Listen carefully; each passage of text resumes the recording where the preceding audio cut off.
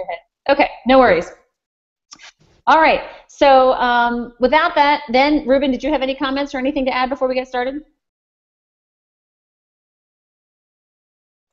Nope. Okay. So I'm going to jump right in, and I'm going to demonstrate how I present this principle. Again, I'm going to throw in some ideas that I've seen other people use, some things that I like to do, some points I like to hit home, and then I'm going to give you guys a chance. The way that I like to start this is to really talk about the transitions. And if we remember what we talked about in Elm Tree of Mastery, can one of you guys sort of summarize for me if I was to ask you, what is the goal of the principle of Elm Tree of Mastery, just in one sentence? What do you want the coaches to get out of that principle at the end of the 20 minutes or whatever that you've explained it, you've given examples, you've asked for questions? What would you say in one sentence was the goal of Elm Tree of Mastery principle?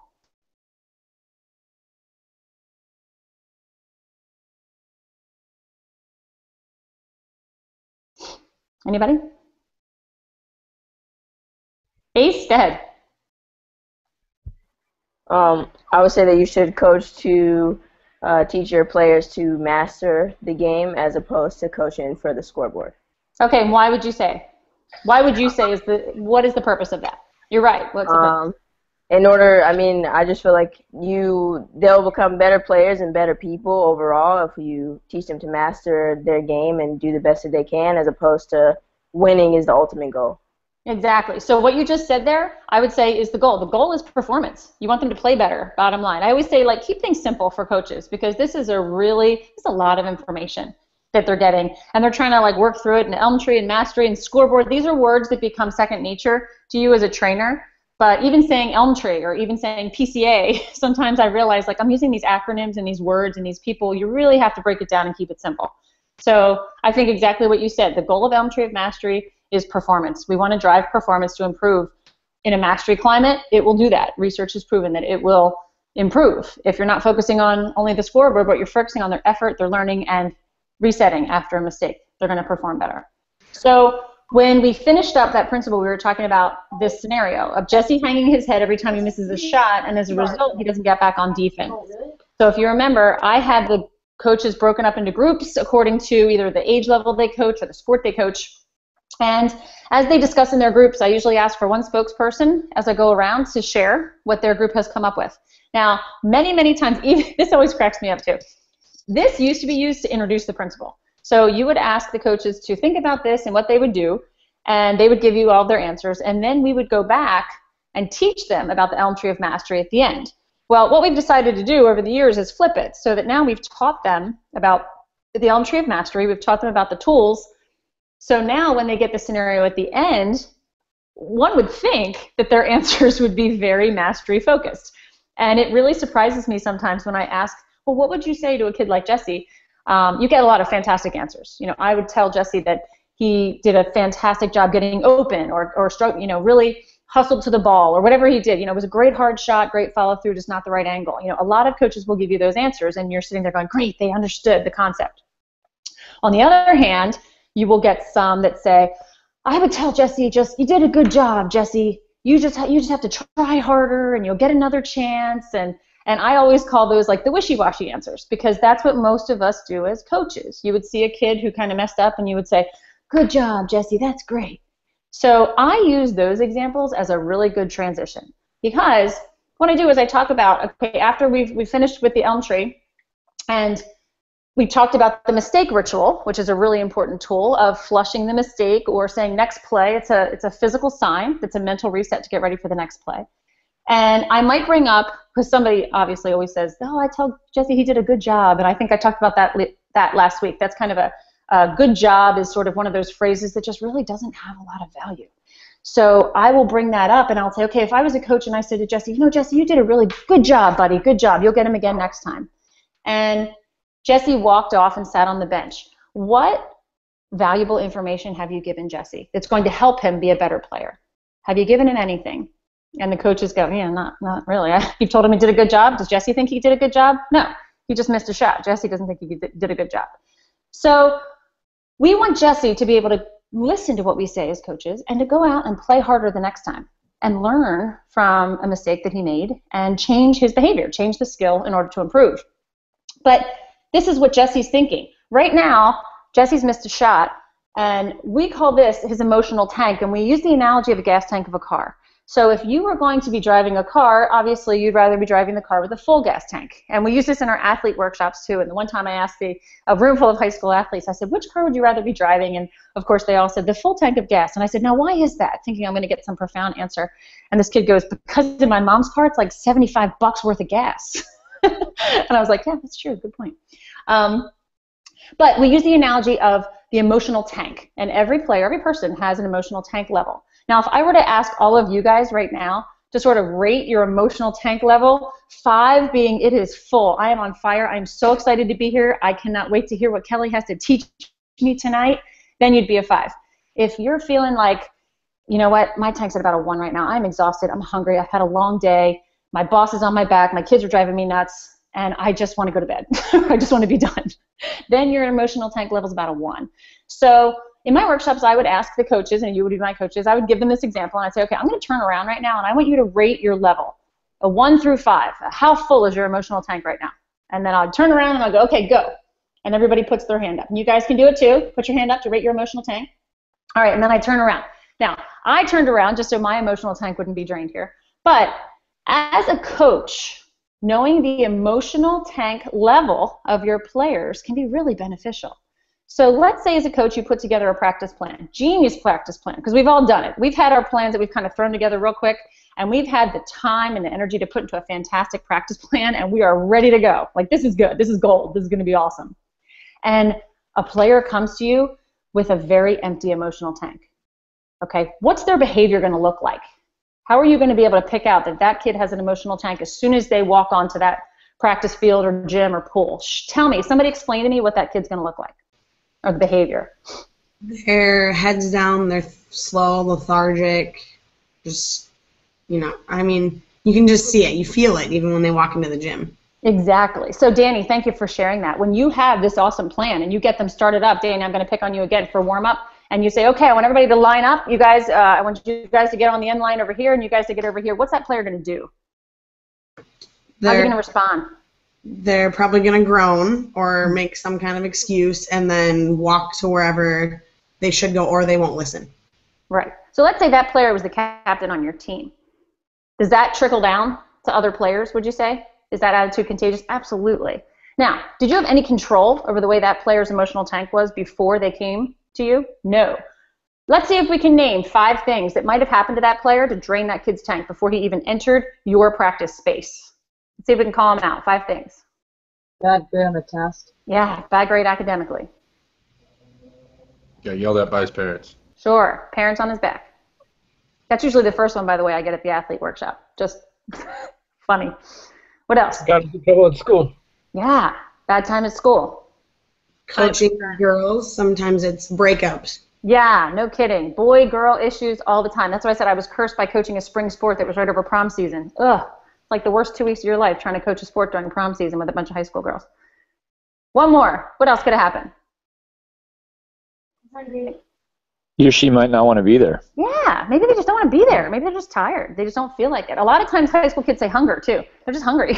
They just didn't bring a snack, and they're really hungry when they get there. So all of these things are out of your control, and your player's coming to you with a low emotional tank. Now let's flip it. How do you know a player's coming to you with a full emotional tank? They are fired up. They are ready to go. Tell me what that player looks like. Attentive. Yeah. What else? They're on time. Yeah, they're on time. Attentive. Probably loud. Yeah, they're loud. Their body language is energetic. Now you've got your awesome practice plan and you're ready to go. How are they going to be responding to the first couple skills and drills that you want to put them through? What are they going to be doing? Hustling. Yeah. Hustling, listening. Yeah, coach, what else? Like I always say it's like a puppy dog. Like just, yeah, whatever. Well, tell me what do you want me to do? I'm ready to go. I'm ready to go. So did you have any control over that? Did you have any control over the way they came? How many of you would say, yeah, I have a lot of control over the way they showed up that day? Yeah, how many of you would say, no, it's just like the kid that got his tank drained. I don't have much control over that. Yeah, so here's a good debate. So I would call on somebody like Owen, and I'd say, Owen, why do you think you have control over the way they are when they get on your field? Well, I mean, you've probably set the tone over the course of some period of time, and that child is looking forward to his time away from whatever he or she may be going through. And they love to practice. I mean, that's your goal in the end. Yeah, great answer. Rachel, why would you say you really don't have a ton of control over that? Let's see the flip side. It may not have to do anything with the coach. It's just, I mean, it's a little bit what Owen said. They may like the sport, but that may still not result in technically you. Okay, good point as well.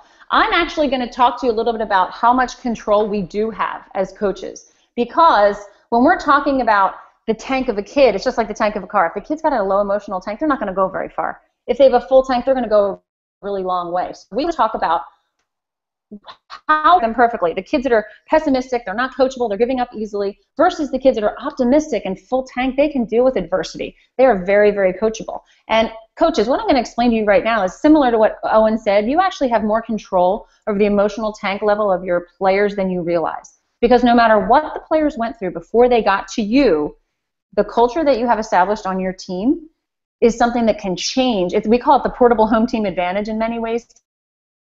It's of the players the second they walk onto your field or your court.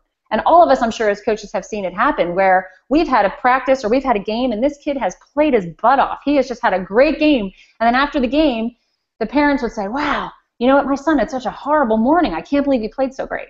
And some of us have probably had games like that where we've had a really crappy day and we go out and we blow it up on the field or on the court. So the tone that you set, the culture that you set on your team, how fired up are these kids for practice? What have you set in place has a lot to do with how their tank level is going to be. And coaches, the filling and draining of emotional tanks, will that affect the athlete's performance? Absolutely. So we want these kids to be coachable. We want to be able to give them some constructive criticism and have them not fall apart. We want them to be optimistic and be able to deal with a little bit of adversity and learn from mistakes, not beat themselves up over it. So let's talk about what drains the tank and what fills the tank. So here's what I'm going to do right now. I'm going to ask someone in the room, does any of you, which one of you has the closest birthday to today? Anybody have a birthday in July? No. June? You're not going to admit it to me, even if you do. Like, that's exactly how the coaches are. But for some reason, they do admit it to me. So anybody May birthday? August. Thank you, August. Okay, who was that? Raul. Sorry, my video is... All right, Raul. No, okay. Raul has an August birthday. We can't see Raul, so this might kind of miss the point a little bit because I can't see your... Can you put it on so we can actually see you? Or are you just doing your profile picture? For some reason, Hangouts doesn't get the camera on my... So let's pretend Ruben has my birthday. Okay. So Ruben's going to be one of my volunteers. Thank you, Raul, for volunteering Ruben. Okay, Ruben, I'd like you to pick another volunteer to help you out, be your partner in crime here. Let's have Chad help me out. Okay. Chad, would you mind helping out Ruben? All right. So Chad and Ruben are going to be my two volunteers. They come up to the front of the room. Now, Ruben, I would like to ask, would you like to be the basket or would you like to be the shooter? I'm the basket. Okay. So Ruben's going to stand up and he's going to be my basket. Now, I have done this scenario also in soccer or another sport. If I'm using a soccer example, I'll have Ruben pick another friend to help him be the goal post and they'll stand there against the wall like a goal. Now, every workshop that I do, I bring a beach ball because it's flat, it fits in my backpack, and I can just blow it up really quick before the workshop. So, but if you don't, you can use an imaginary ball. That's fine too. So Ruben, you're going to be my basket. Chad, you're going to be my shooter. So the first thing that I'm going to ask Chad to do, when I count to 3, I'm going to ask you to put up a shot, and Ruben, I want you to make sure this shot goes in. Whatever you need to do to move your basket to make sure the shot goes in. Now, those of you in the audience, you are going to be the fans and the teammates. And when Chad makes it in, I want you to fill his tank with whatever you have inside of it. You can stand up, you can hoot and holler, whatever you need to do to fill Chad's tank because you are so excited he just made that shot. All right, so Chad, we're going to go up. 1, 2, 3, shoot. And he goes in. Woo, go ahead. Great technique. Nice job. Chad, how you feeling? Pretty good. Right, pretty good. He is fired up. He made that awesome game-winning shot. His team's got his back. They're hooting and hollering. I saw smiles. Awesome. All right, this time, Chad, get another opportunity to shoot. Chad goes up for the shot, but this time, Ruben, you're going to make sure that he misses. And this was a really important shot. This was like 30 seconds left in the game, and Chad just missed this outside jumper with no defense on him at all. You guys on his team and the fans, you're going to drain his tank with everything you have because you are not happy with this. Okay? Chad, are you ready? Yes. All right, 1, 2, 3, shoot. Miss. Again. Oh man, what are you doing? Chad, you gotta make that. Chad, how you feeling? Not so good. Not so good. Next time down the court, you're on Chad's team. You bounce in this beautiful, perfect bounce shot. Chad, you're going to be a little gun shy? Yeah, I'm probably going to pass. Yeah, he's probably going to pass it off because his teammates don't have his back and they didn't support him. His tank is drained. He does not have a lot of energy. Now, for all of you guys out there that just drained his tank, you're mad. That's okay. That's an emotion. But some of kids, a lot of teammates don't realize that the effect that they have on Chad makes him a worse player. If he's not playing at the top of his game, your team's not playing at the top of their game. So all the things that you heard, Chad, I'm sure you heard this. You heard criticism, sarcasm, ignoring. Some people just close their eyes. And nonverbals. This is such a horrible thing because nonverbals have been shown to stick with kids 10 times longer than verbals. So just by going like this and shaking your head, that'll stick with him, and that drains his tank. Now, what I heard, a lot of filling tanks, I heard woohoo, I heard appreciation, good job, Chad, way to go.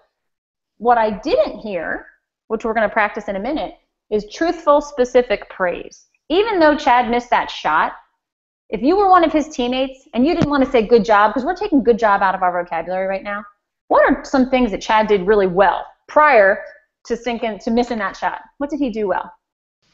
Beat the defense. Beat the defense. Good one. What else? He attempted the shot. Yeah, he at least went to take it. Sure. Elbow in and follow through. Yeah, he had great elbow in, he had great follow through. Maybe it was a bad angle. Maybe he just, was a little off. That happens. So this time, Ruben, you're going to be the basket again because I still have Chad and Ruben up in the front of the room. Chad, this time you're going to miss this shot. And teammate, I want you to fill his tank. Even though he's going to miss, I want you to fill his tank. Are you ready? Chad, go for the shot. 1, 2, 3, shoot. Ruben, you missed. Team, go ahead.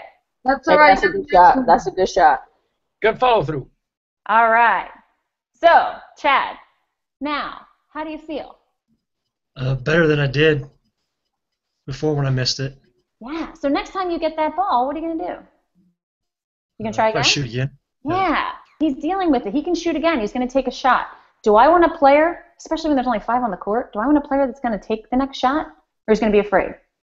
So, coaches, this is something that we have to teach our kids to do because I don't know if you noticed the energy level, but originally when he missed that shot and I asked you guys to drain his tank, I know the energy level in this room was a lot louder. And trainer to trainer here, when I do this, it's a silly, goofy activity, but when I ask coaches to drain the tank of somebody like Chad that's going, people get into it. They're like, I hear people go, you suck, Chad. They really get into it. When I tell them to fill his tank when he missed, our society's not used to doing that, especially when you're from Philadelphia and you're like an Eagles fan. It just doesn't work that way. So that's something that people hesitate. They're like, I don't really know what to say because society's telling me that I should not be cheering for him even though he missed. So it's something to practice a lot. Model it for your teams, practice it, and encourage your teammates and your kids to do that on your team. So this is really cool. On page 32 in the book, and I'm going to ask you to open up to it. Actually, I'm going to ask you not to open up to it yet, but there's something called a magic ratio. And again, a lot of our principles are based on research. This magic ratio is really interesting because it was a ratio of positives to criticisms that has been found to have magical things happen in a relationship. So this is actually a study that's been done over the course of 20 years. And it's been studied in marriages and in students and also in athletes. And what they have found in the research was it was the same number of positives to criticism ratio that as soon as they strive to get to that number and they get closer to that number, they see an amazing difference in performance or in the relationship or in the marriage or in the academic performance of the students. So I'm going to have you take a guess. How many of you, here's your choices. You're going to guess 1 to 1, positive to criticism. You're going to guess 3 to 1, or you're going to guess 5 to 1. Okay, you only get to vote once. So how many of you would say it's a 1 to 1? For every positive, there's a critique. And that is a good ratio to have. All right, how many of you would say 3 to 1? How many would say 5 to 1? Yeah, you guys did your homework. Good job. Yes, 5 to 1 is the magic ratio. And on page 32 in your book, if you would like to open up to it now, you can see that the magic ratio is one of the tools that we talk about. And there's a fantastic example from Phil Jackson. And incidentally, between you and I again, the Phil Jackson video on page 33 there is a quick story about Phil Jackson and Horace Grant, and how Phil Jackson was talking about how he's dealing with professional players and tough players like Horace Grant. He couldn't possibly get to a 5-to-1 ratio of positives to criticisms with Horace Grant. So he was saying, he was going about 1 to 3 at the time. He was giving 1 positive for 3 criticisms because he actually said Horace could handle it because he was that type of a guy. Well, what he found was when he even got to a 2-to-1 ratio, Horace played better. And we were talking before about there are extra resources available on our PCA trainer share folders. There's actually a video clip of Phil Jackson who's explaining this story. So if you're doing a basketball workshop or people would really be able to relate to Phil Jackson, it might be one that you want to look up. So this magic ratio, again, it's something that we talk about in life as well. And if you turn to page 34, there's a lot of different tools that you can use to fill the emotional tanks of your athletes, because it is something that we have a lot of control over. Now, I have 19 girls on my lacrosse team. If I possibly had to give 5 positives for every critique, all I would be doing is talking all day long, because there's absolutely no human possible way that I can give 5 positives for every critique. What I'm not talking about is when somebody comes out of a game saying, oh, Lindsay, you know what, you hustled your butt off. Way to go for that ground ball. I loved your follow-through on that shot. I don't know what you were thinking. That shot was like terrible. Don't ever take that shot again. But your uniform looks nice and clean. Thanks for coming. Okay, we're not talking about 5 positives in a row and then 1 negative. I actually had a trainer that one time was doing a mock presentation, and he's like, I'm not saying you're great, you're great, you're great, you're great, you suck. And I thought that was kind of a quick, harsh way to put it, but he said that's not what we're talking about.